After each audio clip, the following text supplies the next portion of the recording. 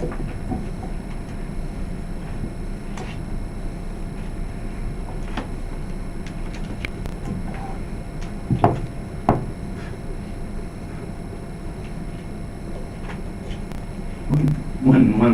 Okay, there I am. Can you hear me? Yep.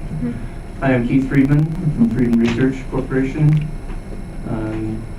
Push the right buttons here.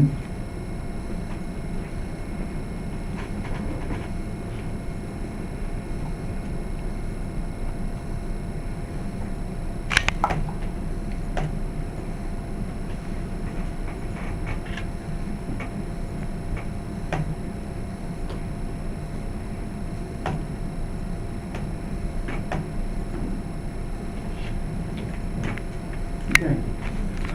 So we're in Austin, Texas, as well as Santa Barbara, California, and I'm talking about front underwrite protection. So basically, I'll describe the general problem, the current production technology, advanced technology, and then something about the benefits. Basically, the problem, there's like 3,000 to 5,000 fatalities a year involving the front ends of heavy trucks. What that means is the front of the truck is engaging with the rear side or the front of a passenger vehicle. Basically, we see that compared to the side and the rear, the front number of fatalities is dramatically higher. So a large portion of the safety benefit and consequence associated with heavy trucks is associated with the front end rather than the rear and the side. But it's a harder problem as well. This is an example of a crash that would involve the front of the heavy truck, where the heavy truck is coming along and runs into the rear of an SUV, and that SUV then rotates and slides into the rear of another semi-trailer. This is the consequence of that. Basically, in the rear impact, it ruptured the fuel tank of the SUV, and then right here you see the engagement in the rear, and then as it slid forward with the ruptured fuel tank, it slid underneath the trailer of a semi-trailer ahead of it, and this is the underride guard that fell off from that trailer, which had been improperly attached. It wasn't an original trailer underride guard. So basically, with regard to prevention and mitigation of the fatalities are associated with the front of the heavy trucks. There are basically three aspects to that. One is collision detection and automatic braking. One's improved brake systems, and one is front underride protection devices.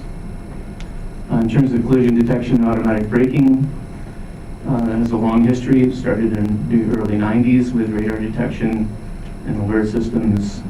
Basically, NHTSA in the early 2000s did a study with Volvo and Virginia Tech, as I recall.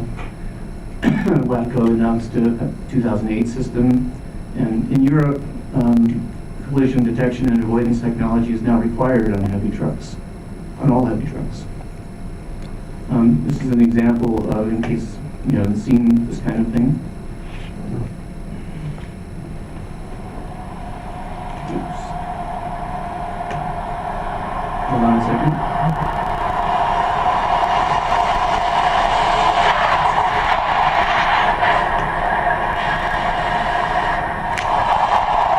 That didn't come through, right? No. Is it coming through now? It's up there now. Okay. This is a Volvo heavy truck.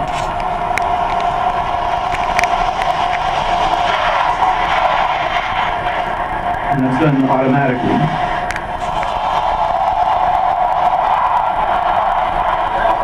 And this is basically a requirement in Europe now, today.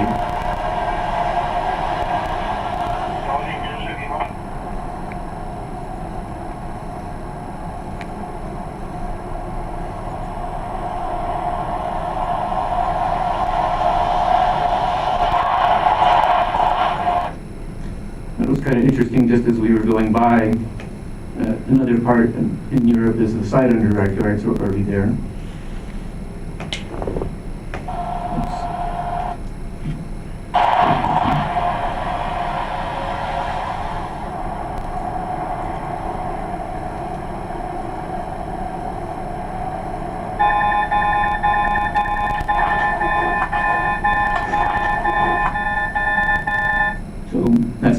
driver doing anything. If the driver, gets an alert, and if they did do something, then they would act in that way.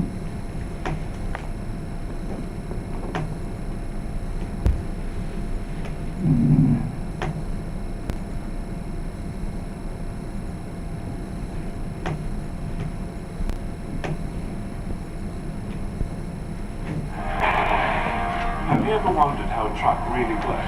How it's built, how it's developed? Let us show you. This is trucks. Sorry about that. So another aspect of sort of addressing the front impact problem for heavy trucks is disc brakes. In the United States, most of the heavy trucks have what are called drum brakes, which have disadvantages with regard to disc brakes in terms of longevity. That is, comparison that NHTSA made with Volvo for brake systems that were drum brakes versus disc brakes after extended use found that the braking capability of the drum brakes had been significantly degraded, whereas the disc brakes hadn't. The important part about that is that most of the heavy trucks in Europe have disc brakes. And the same companies that are in Europe are also in the United States.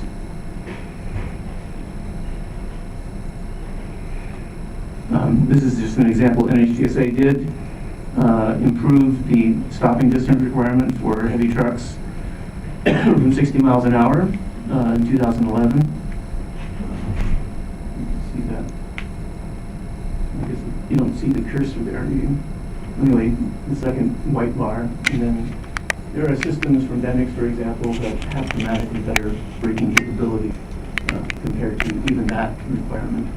And down here at the bottom, you see what passenger cars are doing, what they're required to do. They actually have better performance than that, but they're required to have at least that performance. So you can see that there's a general problem in the stopping distances, that car is going to be able to stop faster, and the heavy truck is going to make sure it has to be further back in order to be able to stop before running into that stopping forward vehicle.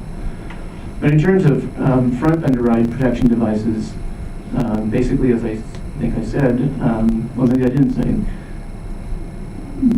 in Europe, front underride protection devices were mandated in the early 90s. And by the 2000s, it had been recognized that energy-absorbing front underride devices would be a better solution in terms of the front end of the heavy truck compared to a rigid one, but both are available. And then there are also advanced technology systems. This is an example of a system, Volvo system, with the front end of I guess we don't have a cursor, but this is the front end of the passenger vehicle running into the heavy truck. This is the engagement of the heavy truck, and that's the resulting damage on the heavy truck. This is an example of another